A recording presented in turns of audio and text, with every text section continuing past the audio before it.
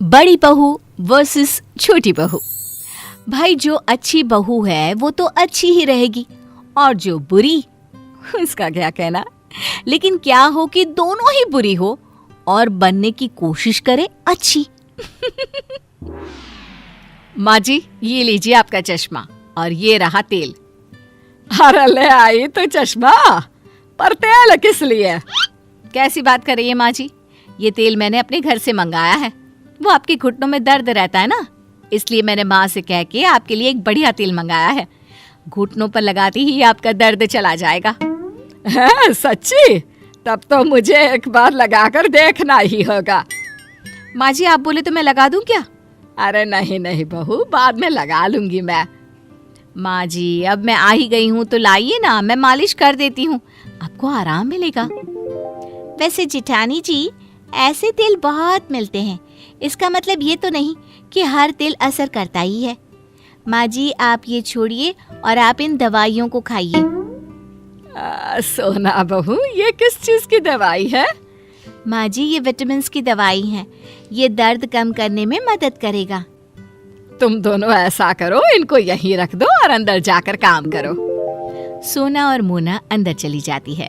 शाम को बहू जल्दी से खाना परोस दे, बहुत भूख लगी है। हाँ माँ जी क्यों नहीं, आज का खाना सब आपकी पसंद का बना है। वाह भाभी, आज क्या मम्मी का बर्थडे है जो आपने सारा खाना मम्मी की पसंद का बनाया है? वैसे लग रहा है कि आप दोनों में कोई कंपटीशन चल रहा है। माँ जी आप ये खाना छोड़िए, ये सब आपकी सेहत के लिए ठीक नहीं है। इस खाने में बहुत तेल और मीठा है जो आपकी सेहत पर बुरा असर डाल सकता है। आप ये खाइए, ये एकदम हेल्दी है। ये क्या है मोना बहू? माँ जी ये हरी सब्जी, रोटी और सलाद है जो आपके लिए एकदम ठीक और अच्छा है। भाभी जरा हमारी तरफ भी ध्यान दीजिए, घर में माँ के अलावा और लोग भी है।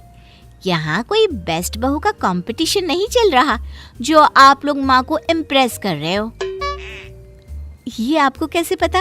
मतलब नन्ना जी ये आप क्या बोल रही हैं? हम ये सब माँ जी को इम्प्रेस करने के लिए थोड़ी ना कर रहे हैं और ना ही उनकी नज़रों में उठने के लिए। हम तो ये सिर्फ हमारी प्यारी सी सासू माँ के लिए कर रहे हैं, उनके अच्छे के लिए कर रहे हैं। बढ़िया आई, इनका तो पता नहीं, लेकिन मैं बस यही चाहती हूँ कि माँ जी जैसी भी रहे खुश और तंदुरुस्त रहे। आप दोनों को देखकर तो ऐसा लगता नहीं। ये सब छोड़िए, मेरे लिए भी खाना परोस दीजिए।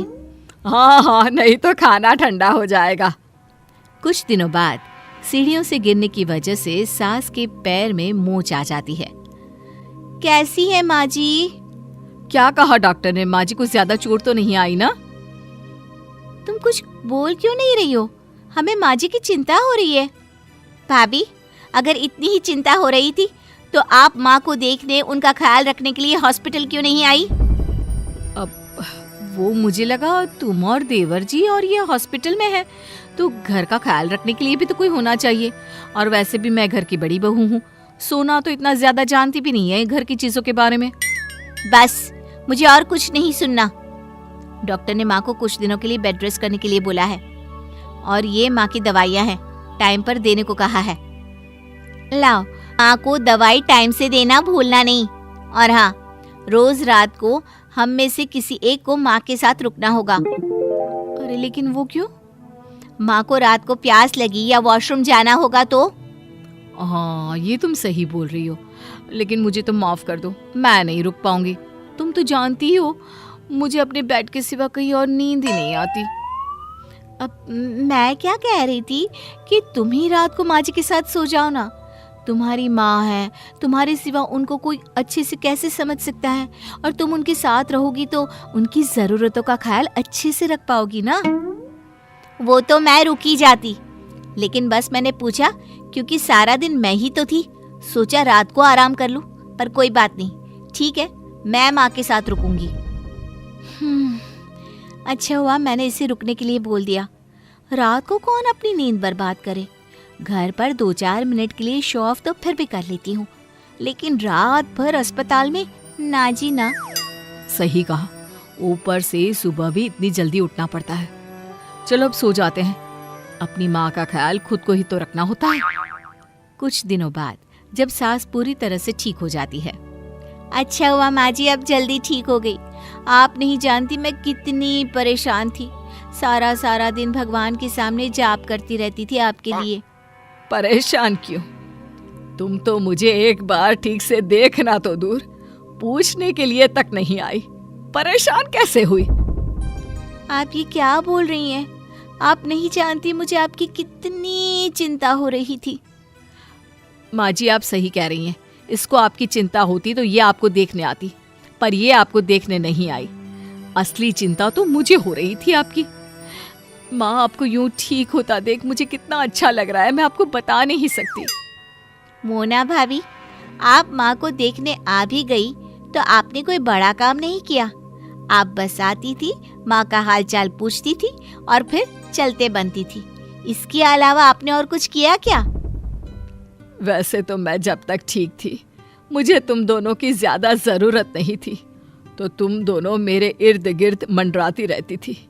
लेकिन जब मुझे तुम दोनों की सबसे ज्यादा जरूरत थी तो तुम दोनों ने मेरा साथ छोड़ दिया। बहू, ये दिखावा नहीं तो और क्या है? हाँ माँ, आप एकदम ठीक बोल रही हैं। ये बस आपको हम सबको दिखाने के लिए अच्छी बहू का नाटक करती थी।